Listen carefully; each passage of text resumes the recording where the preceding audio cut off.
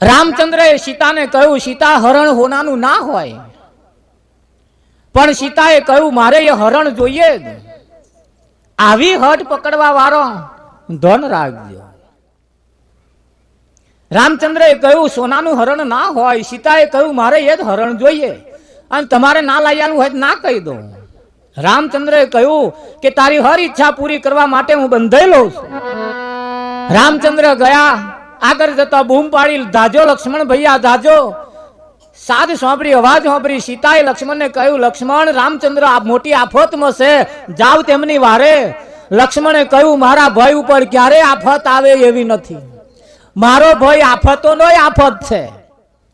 સીતા આલીમવાલી નથી કે છે મારો રામ. સીતાએ કહ્યું લક્ષ્મણ તારી દોનત બગડી છે, તારો ભય મરી જાય અને હું તારી થઈ જાઉં આવી તારી દોનત છે. અન પગે માથે માથે છટકી ભાઈ.